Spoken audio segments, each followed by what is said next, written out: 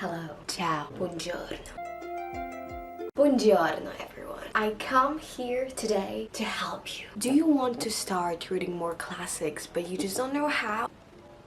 I'm here for you. I'm here for you. I'm coming to you with few tips on how to read more classics. And then I will be also recommending some classics, but I think I'm gonna do it in a separate video because I don't think I'm gonna have time to film it today.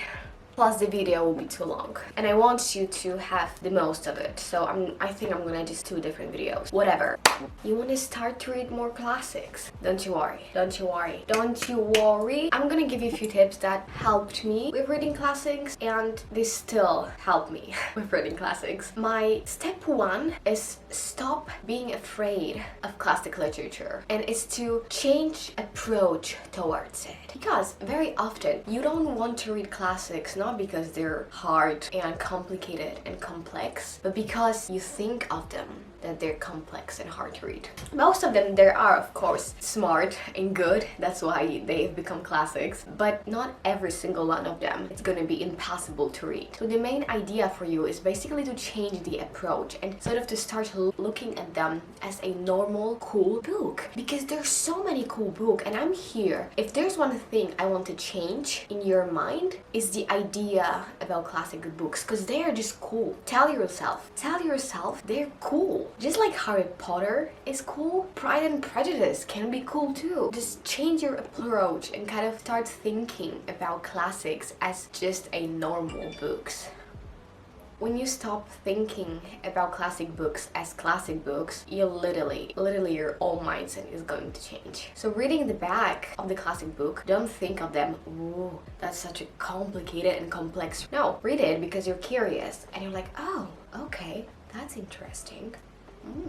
So change your mindset and don't be scared. Numero 2 is to find a book that suits you, because there's many classics that differ so much. It's not like all of them are the same. We have many genres, we have many topics, we have many themes. So ask yourself a question: what do I like? Do I like fantasy? Do I like romance? Do I like horror? Do I like thrillers? Ask yourself that question. What do you like? Go on, tell me. Write in a comment or tell me it right now. Say it. What do you like? I want to know. Oh, okay, that's cool. But honestly, just ask yourself your question, what do you like? And I assure you that you're gonna find that genre or that theme or that topic in a classic book.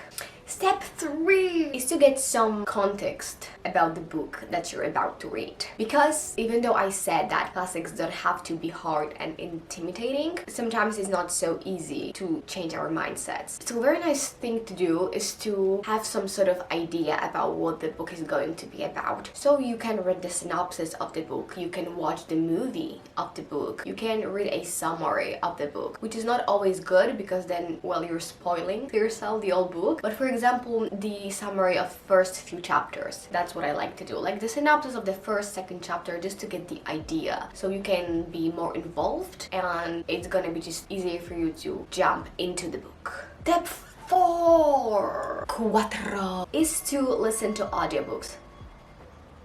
Listen to an audiobook. It's actually really cool if you still feel so intimidated by the book. You're like afraid of the language, but you still want to have the experience. You can literally start with listening to the audiobook. You can also listen to it and read at the same time. That's also something that I really like to do. So if you're having problems with just reading and being focused, I think reading and listening at the same time can be really nice too. Number 5 is gonna be really obvious because it's to start reading. I know it's so obvious and it can sound really annoying, so I'm sorry about that, but that's literally it. I literally, so many times when I wanted to pick up a classic book, I was like, oh, I want to pick up a classic book, but I'm not. And then I was like, why you're not doing it? And honestly, just pick it up. Start reading, like without thinking. Stop thinking. Don't think. When you finally start reading it, you literally will see how not of a big deal it is. My another tip is find a reading buddy. It's literally so cool to read a book with someone and then being able to talk about it. Half of the classics that I've read for my classes because I studied English literature, and it was just so cool being able to talk about the book with my friends, with peers, and with a teacher, to like discover the meanings of it and to interpret the characters and to dig deeper into the book. It's actually so cool. So of course not all of us can study English literature. We have our own studies, you have your own things. So find a reading buddy. It can be your friend, it can be someone from your family, it can be someone from the internet. Like literally join some reading group and you can be like, hey, I'm looking for a reading buddy. Are you up to it? I can be your reading buddy too. If you want to be my reading buddy, just add me on Instagram. I even met my friend like that because she posted on this Facebook group the question, I'm looking for a reading buddy. Who's up? And I was like, and now she's my friend and we are like talking every day. We are doing a buddy read right now. We're doing Winter's Promise. She already started it. I did not. I'm gonna do it soon. I'm so sorry. I'm gonna do it soon. So find some cool people to read with. My another tip is to start with the book that is short. We all need to start somewhere. So don't start with Dostoevsky. Don't start with Tolstoy. Don't do it to yourself. Start with something quick, something simple, something approachable, something that can actually make you interested and keep you in this craveness of reading more books. Because if you're gonna start with Tolstoy, damn.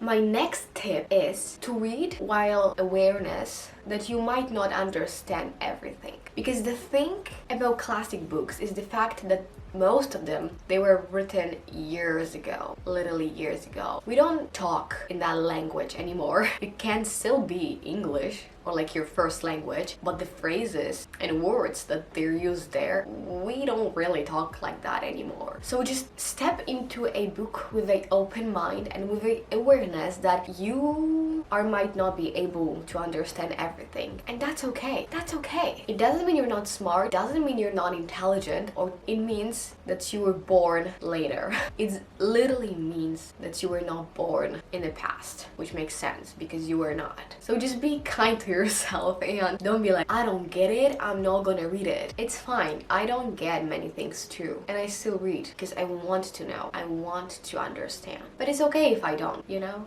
And my last tip is to have fun with it. If you find the book you're reading not interesting, not cool, put it down. Put it down. Let's assume you have already watched the movie, you have seen adaptation of it, you're excited about it, because the main reason is to have fun with reading. Don't read because you have to. So pick a classic book with the themes and topics you're interested in. Then watch an adaptation of it. Listen to the audiobook. Read it with your friend, but mainly have fun with it. And treat it as not as a chore, as a good time. Hallelujah. So they were my few tips on how to read more classic books. I use them and I enjoy reading books in general, and I enjoy reading classic books. So just take your time and have fun with it. That's what I want you to get out of this video. Be kind to yourself and have fun with it. That will be it for this video. Thank you so much. And if you literally, and I'm serious, if you need a reading buddy,